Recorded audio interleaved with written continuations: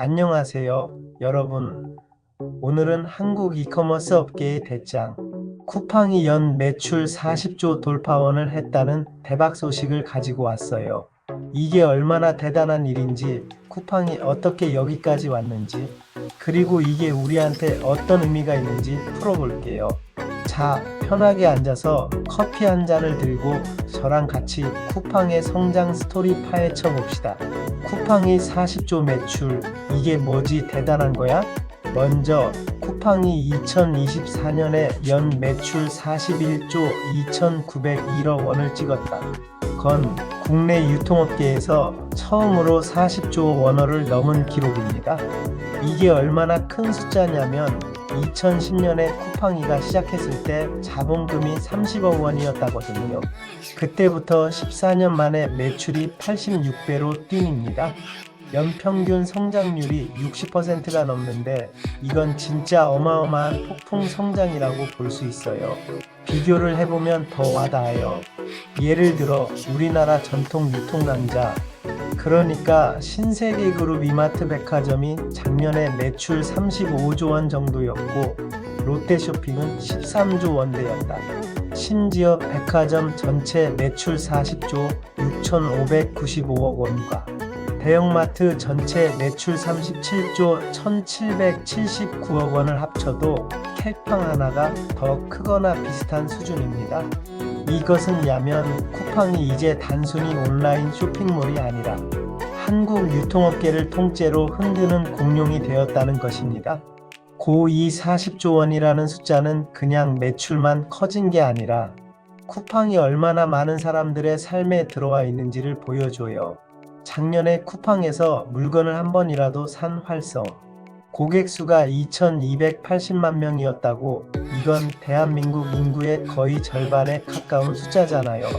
그러니까 여러분 주변에서도 쿠팡 로켓 배송 박스를 본 날이 없을 거예요. 쿠팡이 어떻게 이렇게 컸어? 성장 비결 풀어보자. 자, 그럼 쿠팡이 어떻게 이렇게 단기간에 괴물 같은 성장을 했는가? 몇 가지 핵심 포인트를 짚어보면 이해가 됩니다. 첫째, 로켓 배송. 이건 쿠팡의 시그니처라고 할 수 있습니다.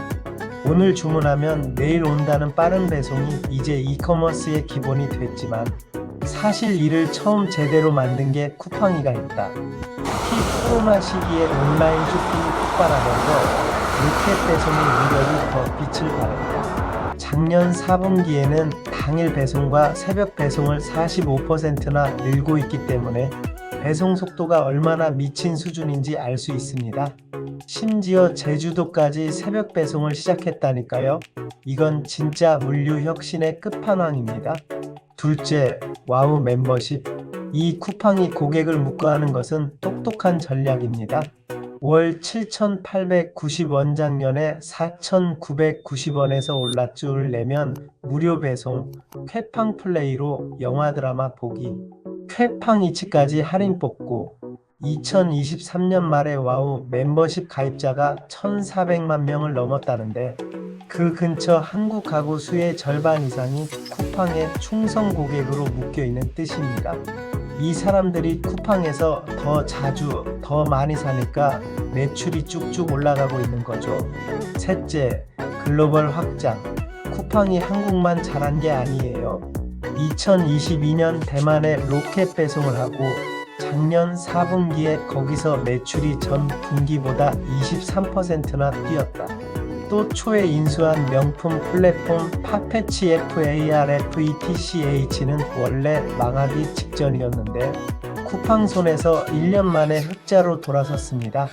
파페치가 전세계 190개국에서 매달 4,900만 명이 방문하는 플랫폼이기 때문에 이로 쿠팡이 글로벌 시장에서도 통할 수 있는 걸 증명한 거죠.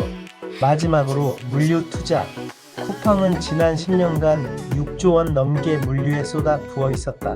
전국의 풀필먼트 센터 46개, 쿠팡 캠프 200개 이상을 하고 AI로 물류를 자동화했습니다. 이 덕분에 경쟁사들이 새벽 배송접을 할 때 쿠팡은 더 빠르고 더 싸게 배송을 밀어붙일 수 있는 것입니다. 쿠팡의 성장이 우리한테 주는 의미는 무엇입니까?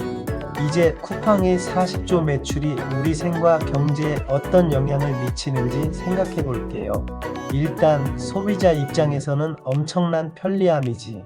로켓 배송 덕에 집에서 몇 번으로 다음날 물건이 문 앞에 있고, 와우, 멤버십으로 배송비 걱정 없이 싸게 살 수 있잖아요. 특히 바쁜 현대인들의 빠르고 간편한 쇼핑은 시간과 돈을 아끼는 큰 장점이 있습니다. 쿠팡이 상품 종류도 계속 늘려서 생필품부터 명품까지 커버하니까 선택지도 넓어졌고요. 근데 여기서 좀 생각해 볼 점도 있어요. 쿠팡이 너무 커지면서 소상공인이나 전통시장은 타격을 받고 있어. 예전엔 동네 마트나 시장에서 사던 걸 이제 쿠팡에서 해결하니까 지역 경제가 조금씩 위축될 수도 있습니다. 이 쿠팡 때문이라기보단 이커머스 시대의 흐름이긴 하지만 우리 소비자들이 어디서 돈을 쓰느냐에 따라 경제 판도가 달라질 수 있는 것입니다. 그리고 경제적 의미로 보면 쿠팡은 한국에서 새로운 성장 모델을 보여주었습니다. 2010년에 소셜 커머스로 시작한 회사가 14년 만에 대기업보다 더 큰 매출을 내는 공룡이 됐잖아요. IT와 혁신이 얼마나 큰 힘을 발휘할 수 있는지, 그리고 과감한 투자와 고객 중심 전략이 성공할 수 있는 증거입니다. 김범석 쿠팡 의장이 한국에서 만든 성공 방식을 세계로 가져가겠다고 한 것도 이 맥락에서 나온 말입니다. 대만과 팟패치 성공 사례를 보면 쿠팡이 글로벌 기업으로 커질 가능성도 충분히 보여요. 마지막으로 일자리 측면도 빼놓을 수 없죠.